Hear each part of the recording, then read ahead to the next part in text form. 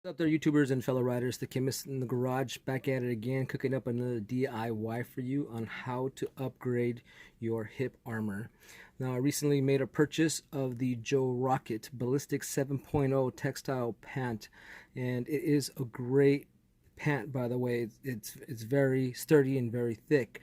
Now, upon my purchase, I contacted Revzilla and I asked them, I wanted to upgrade the hip armor for the ForceField hip armor, and I asked them if it was possible, and they said yes. So I went ahead and made my purchase. Well, what they failed to inform me is that within the pant, once you remove the hip armor, and this is the hip armor on the left side, that there is no way to get into the perforated material without cutting into it. And as you can see, as I get up close, there is a stitching in here that keeps it in place.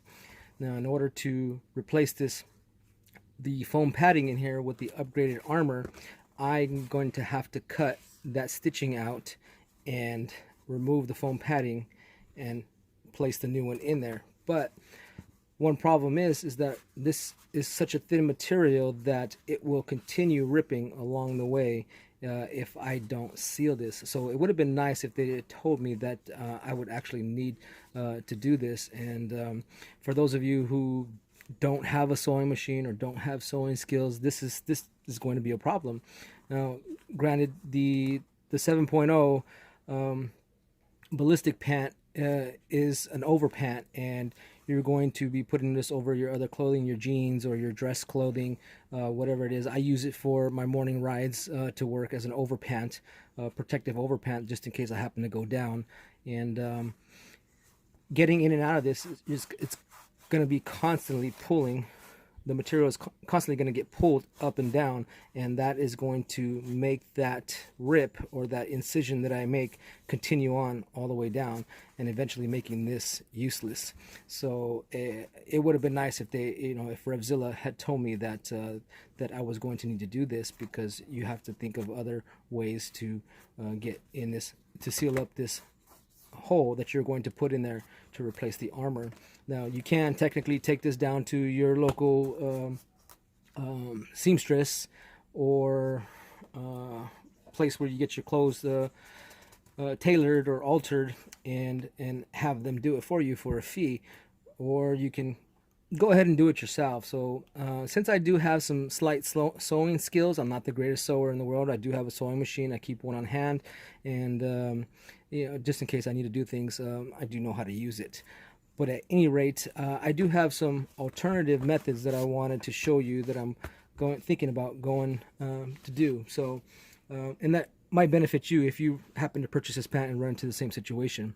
Now, method number one: Velcro. This is an adhesive Velcro, so it means it has an adhesive type backing on the Velcro.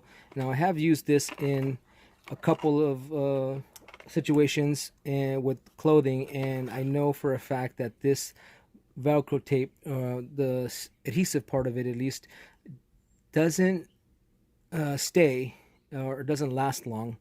And what has me worried is that, from you constantly putting, or me constantly putting on the pant, and it's sliding up and down, that this adhesive is eventually going to wear out.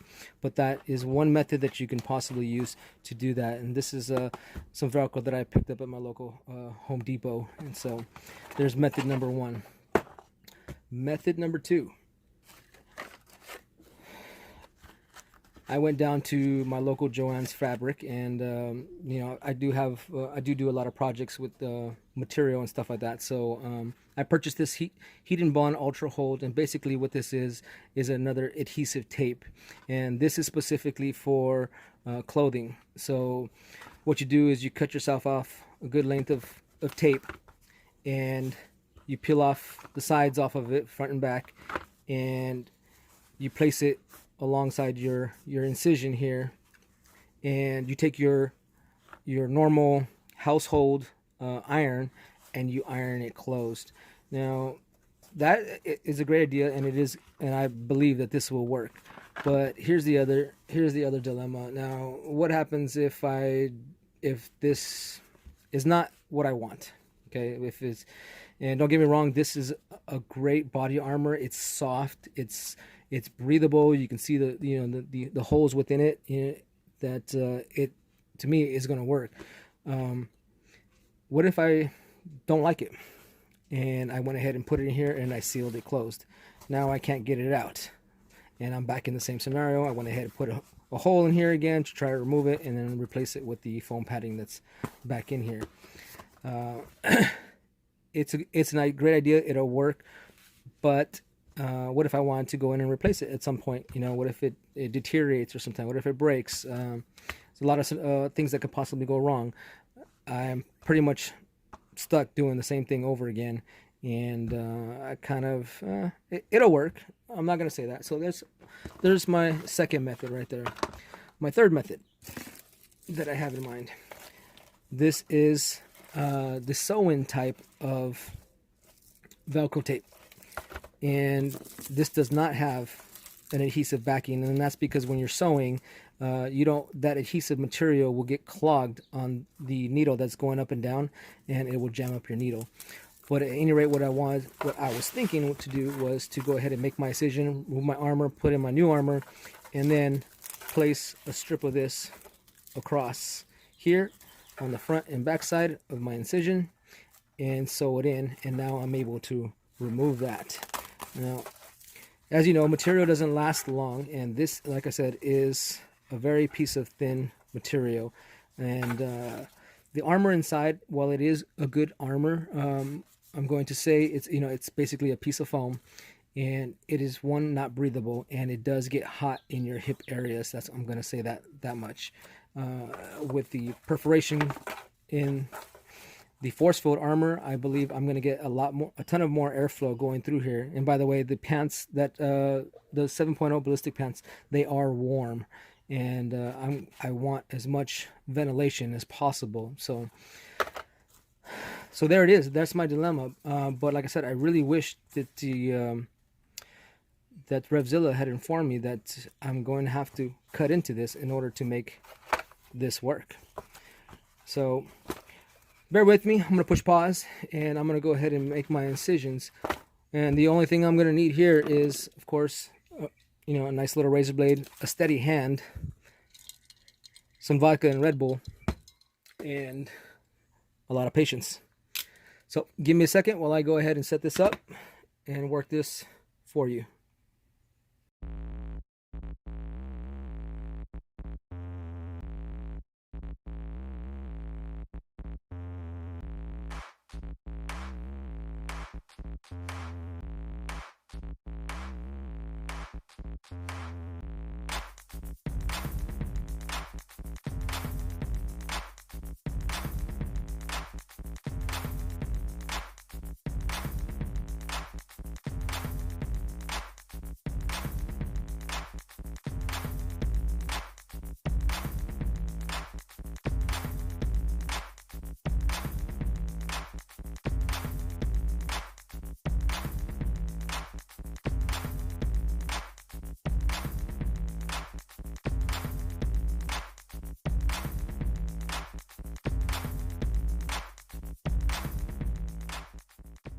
All right, the YouTubers and fellow writers. So I went ahead and I thought about this, and like any good DIY tutorial, I wanted to do something that you guys could do on your own without the use of other type of machinery or stuff. And I know a lot of you don't have a sewing machine to sew in Velcro strips, so I kind of wanted to use something that you can go out and have readily available, so you can do this DIY yourself.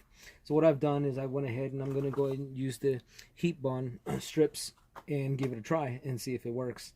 So I've cut out a piece of this material, and that's all it is. It's just one long strip of material, and what you're going to do is you're going to cut it to the shape that you need it and place it on the material. One side of it has the glue side of it, and the other side is actually a paper side. And you're going to want to place the glue side down on the material, okay? And you are going to take your hot iron and iron it over that for about 2 seconds, okay, just to heat up the glue and get it so that it's tacky and it sticks to the actual material. Okay, so I already have my iron set up right here and ready to go. So I'm going to first glue it down here, make sure it's in place with my hot iron. And it's a little tricky with just one hand, so I'm actually going to put more than one strip and cover a large area with this glue material. And I don't want to burn the material underneath, so I'm going to kind of lightly go over it, because I don't know how much heat this will actually take. So the material is on there, as you can see, and I'm going to go ahead and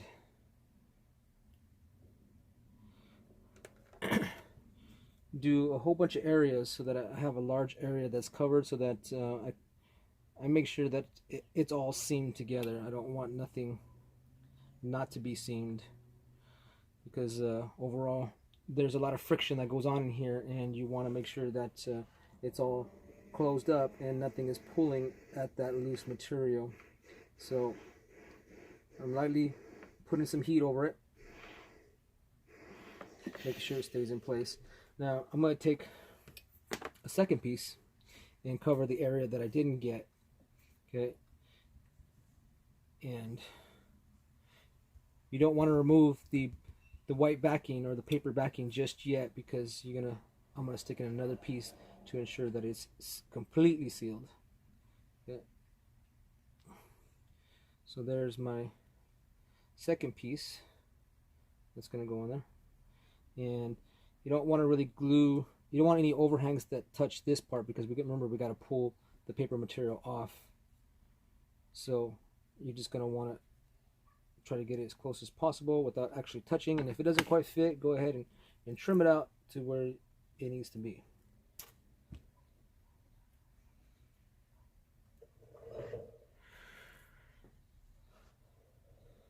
Okay, and we're going to put that one in there like that. Make sure it's not touching any of the white paper material, and we're going to go over it with our iron again and glue it down in place.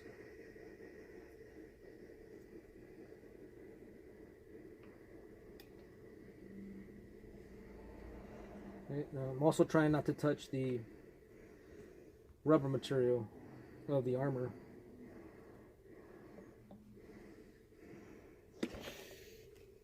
Okay, now that is down. It is tacked to the material.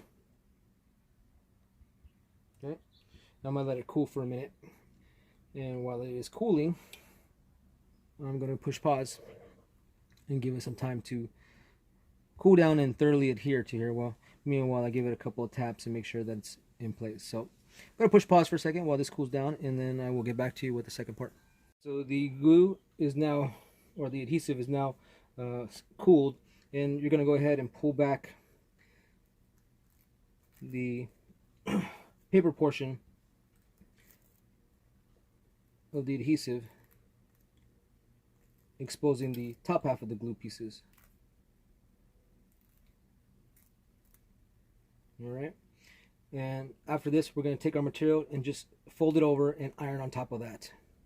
Now make sure that you go further back into this region, because if it does happen to continue splitting, we want to make sure that it's still reinforced in other areas. So I'm going to go ahead and place this part over the glue, and as you can see it's stretched back to here, but my material or my adhesive comes back here. So even though my split is right here, I went ahead and went a little further back to ensure that it has some type of strength behind it. So we're going to go ahead and place that on top, like so, and then iron our material on top of that for 8 seconds. And make sure that it's thoroughly glued down.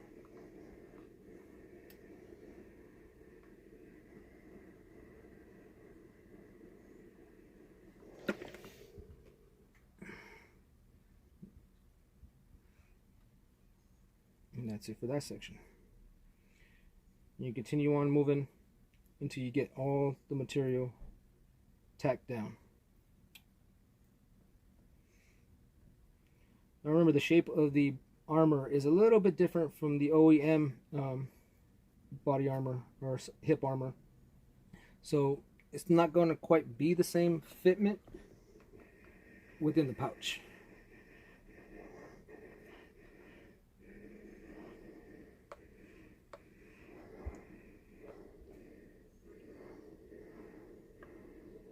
Remember, I'm trying to keep it tight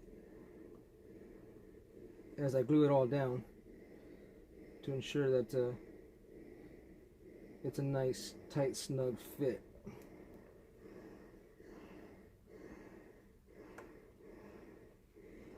Remember, you don't want to keep too much heat on there because you don't know what the tolerance of this material is,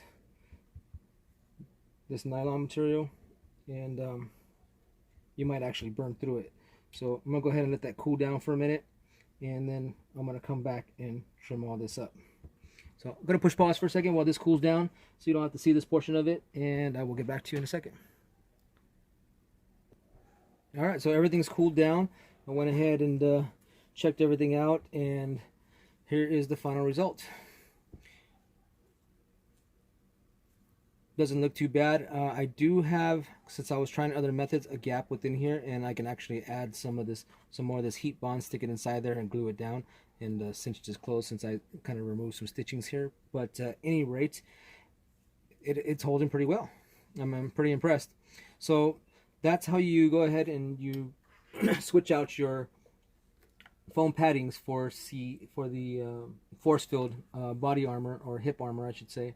Now, one thing to take note, when you pull out a side, and I suggest you pull one side out at a time, the body armor is size specific, and it tells you on the back of the armor. So this is your right hip, and you want to make sure that when you pull it out, that you have it set up the way you have it laying on here, and you open up the side and replace it the way you need to replace it. Because if you have to go in here again, you're going to have to do this all over again, cut it out, or actually maybe even just heat it up and remove the glue or remove the material and remove the pad. But you want to make sure that you take note when you pull out a side, you make sure you know what side it is and which direction the pad needs to go on. So this is the left side hip, and it's going to go in like this into my pant. So at any rate, don't forget you have one more side to do. I hope this tutorial helped you out, and like always, hit the like button and leave me some comments in the description, and let me know if this helped you out. As always, see you next problem.